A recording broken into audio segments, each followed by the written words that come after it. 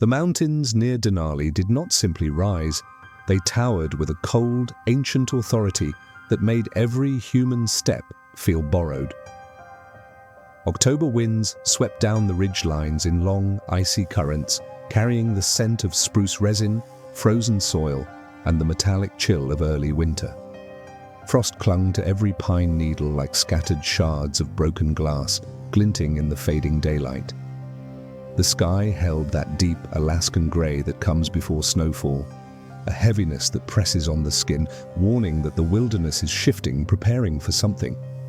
It was a land that operated without sentiment, without mercy, without regard for experience or preparation. Into that land drove 5 men. Their truck rumbled across the gravel pad of a remote lodge, the engine cutting off with a tired sigh as the cold settled in around them. Logan Price stepped out first, boots crunching on frost-hardened earth. Broad-shouldered and confident, he had hunted these mountains for years. Every scar on his gear, every crease in his gloves spoke of hard-earned familiarity with the wild. Carter Hayes, wiry and sharp-eyed, followed, stretching his back. He had a laugh that came easy in warm company and a silence that fell heavy in the field. Tyler Quinn, the youngest by a decade, handled the radios with deliberate care. His movements carried the quick, subtle anxiety of someone who understands danger but hasn't yet been tested by it. Derek Foster, the quiet strategist, lifted their supplies from the truck bed. He was methodical, calculating, careful. The kind of man who triple checks gear even when everyone else insists it's fine. And then there was Jonah Ellis, the observer. A man who watched more than he spoke, absorbing landscapes the way others read books. He wasn't the strongest or the fastest, but his instincts were sharp enough to sense when the wilderness was holding its breath. They were 5 experienced hunters who believed they knew what early winter in Alaska demanded. Years of fieldcraft, countless miles tracked, hundreds of hours studying elk movements, predator habits, weather patterns, all of it built a confidence that felt solid. Solid enough to trust the RV they parked beside the lodge. It was old but sturdy, a steel-skinned cocoon on wheels that had sheltered hunters for over a decade. Inside, the walls were lined with years of scratches, dents, and small repairs. The kind of structure designed to keep out wind, snow, and the occasional curious wildlife, but never intended to face what waited beyond the tree line this night. As the men unpacked, the few remaining rays of sunlight cut across the forest in thin gold streams. Everything smelled of cold pine and distant snowfall. The spruce trees stood silent and tall around them, like dark pillars watching the intruders settle onto the land. Logan prepared dinner, slicing packaged meat with casual ease. He tossed scraps aside where they landed on the cold soil with soft, wet thuds. A raven circled overhead, then perched silently on a nearby branch. It tilted its head, watching the scraps steam in the frigid air before the cold settled over them. None of the men cared. None of them noticed. None of them considered what scent was being carried deep into the forest. It was nothing more than trash to them, but to something far older, it was an invitation. By nightfall, a hush fell over the camp. The wind slowed, the temperature dropped, and the wilderness began to change. The men climbed into the RV, laughing about who snored loudest, who would get the warmest bunk, who would spot the first elk at dawn. Jonah climbed into the rooftop pod instead. He liked the elevation, liked seeing the stars slip in and out of the drifting clouds. The air up there felt lighter, clearer, untouched by the heat and breath of the others. He lay in darkness, staring into the sky, unaware that somewhere deep in the forest, an apex predator had already caught the scent of their scraps and shifted direction. Unaware that something massive and relentless was moving toward them. Slow, silent, purposeful. Unaware that the land had already made its decision. Night settled over Denali with a kind of heaviness that made sound travel strangely. The cold thickened against the RV's walls, frosting its edges like breath against glass. The spruce trees surrounding the camp stood unmoving, their black silhouettes stretching across the frozen ground, as though they were reaching toward the vehicle that did not belong. Inside, warmth created a fragile border between the men and the wild pressing in around them. The soft hum of the generator became a heartbeat in the darkness. Steady, predictable, a reassurance they didn't realize they were relying on.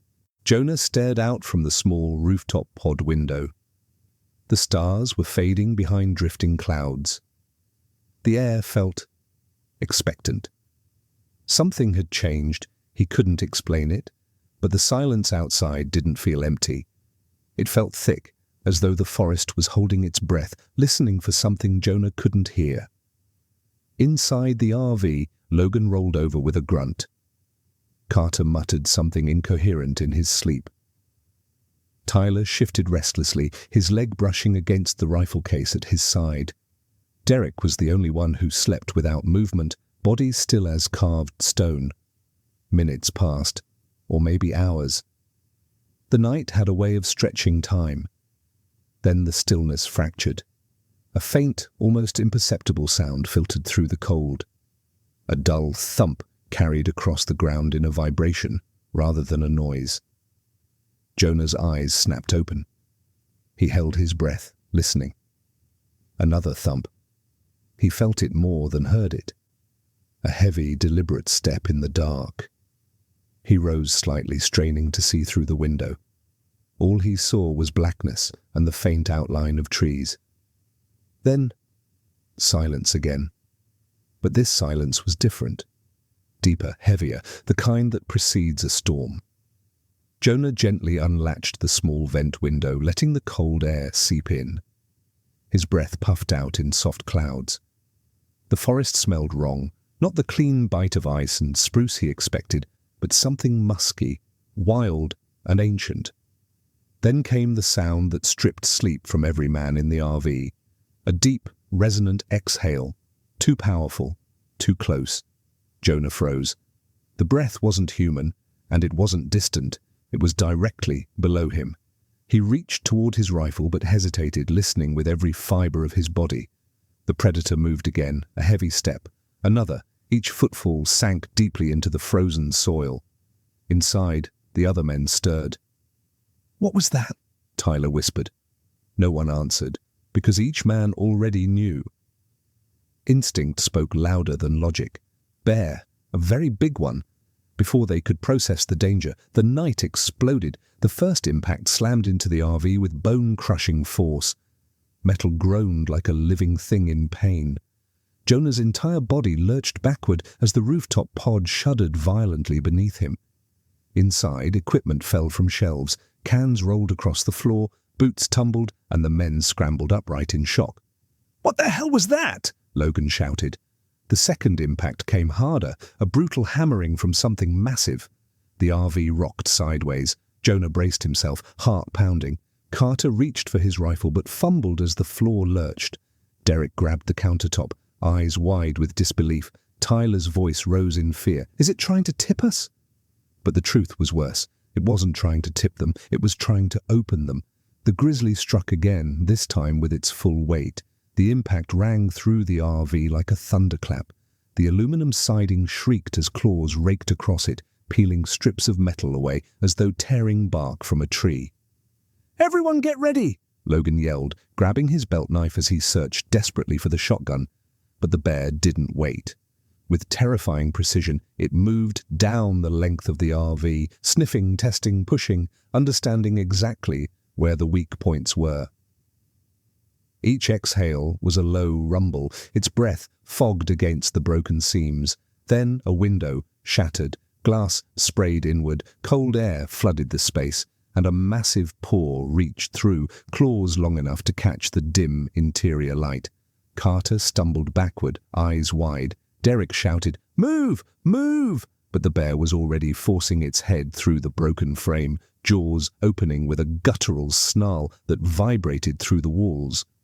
Jonah watched from above, gripping his .375 H&H rifle. Come on," he whispered to himself, aiming downward. But the angles were wrong. One shot out of place and he would kill one of the men inside. The bear lunged farther in. Logan rushed forward with reckless instinct, slamming his shoulder into the cabinet to block the beast's advance. But the grizzly did not recognize obstacles, it only recognized weakness. With a violent thrust, the bear burst fully inside the RV. Chaos detonated. Logan yelled, "Grab the shotgun!" Tyler screamed, "It's in the RV! It's in the RV!"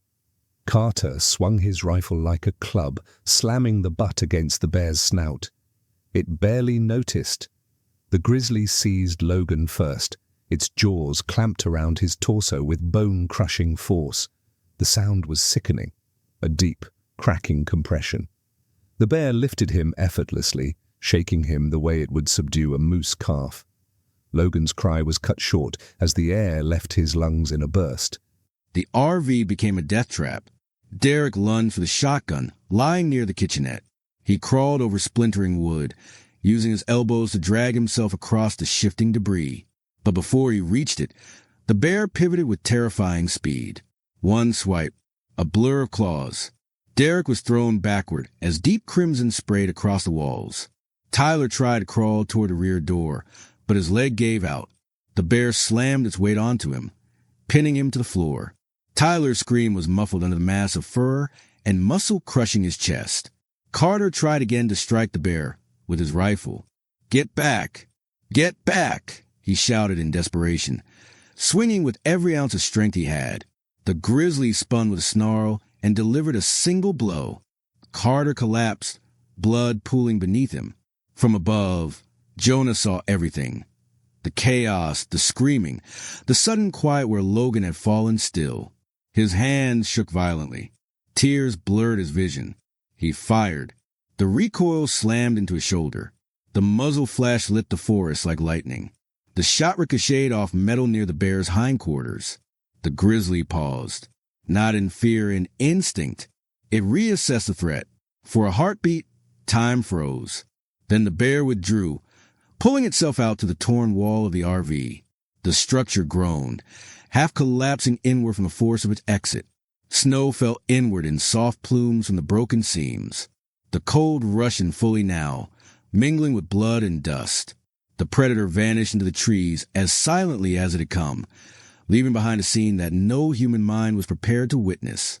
Jonah remained frozen in the roof pod, rifle clenched in trembling hands, breath shaking uncontrollably. Inside, the RV was destroyed, for men were dead, and the wilderness was not finished. Because predators do not leave out of mercy. They leave when instinct tells them, this meal can wait. Light came slowly over Denali, first as a pale silver, then as a harsh, indifferent gold. The forest looked untouched, serene even, as though the night had been nothing but a passing dream. But the camp told the truth. Jonah climbed down from the rooftop pod on legs that didn't feel like his own. His vision blurred as he saw the destruction up close. The RV looked peeled open, like the rib cage of a slaughtered animal, like it had been hunted. The door hung sideways. Metal curled outward like torn flesh. Blood streaked the floor, the countertop, the walls. Logan's body rested near the kitchenette. Carter's rifle lay bent beneath him. Derek's fingers still reached toward the shotgun he never reached. Tyler's boot was twisted at an angle no human ankle should bend. Jonah knelt, gripping the edge of the torn wall to steady himself. The cold air seared his lungs with each breath. He whispered, "I'm sorry. I'm so sorry," even though he didn't know who he was apologizing to. Outside, the ground bore deep claw marks, long, deliberate strokes etched into the frozen dirt. The fuel shed showed signs of testing. The ATV had been scratched open, circuits exposed. This had not been reckless aggression. It had been deliberate, calculated, methodical. A predator assessing access points. Jonah realized something chilling. The bear had circled the camp several times before attacking. It had studied them. It had waited. It had chosen the moment where they were most vulnerable. He gripped his rifle tighter. His hands trembled, not from cold but from the weight of realization. The grizzly was still out there. Not gone. Not done. Just waiting for hunger to rise again. Predators don't fear gunfire. They respect consequences. For a moment. But hunger always returns. Jonah radioed for help. His voice cracked with every word. The signal was weak, bouncing off distant ridges. But the dispatcher eventually responded, sending a team toward the lodge. While he waited, Jonah walked the perimeter of the camp, not to look for danger, but to understand the land that had decided who lived and who died. Sunlight glinted off fragments of glass. A raven perched on the torn siding, pecking at frost. The wind moved through the branches with a slow, cold hiss. The wilderness felt alive, not hostile, not compassionate, simply indifferent. Rescuers arrived hours later. Their boots crunched through the snow and gravel. Their faces shifted from confusion, the horror of the moment they saw the RV. One of them whispered, "This wasn't an attack. This was a dismantling." Another murmured, "Bears don't usually do this unless they're starving." Jonah said nothing. Words felt too small for what had happened. As they loaded the bodies, Jonah looked once more at the tree-line, the place where the bear had disappeared, the place where instinct ruled, the place where his friends breathed their last. He realized something profound, something the wilderness had tried to teach countless humans before him. Experience doesn't guarantee survival. Preparation doesn't guarantee safety. Confidence doesn't guarantee control. Because in the true wilderness, only one thing decides: nature, not skill, not strength, not hope.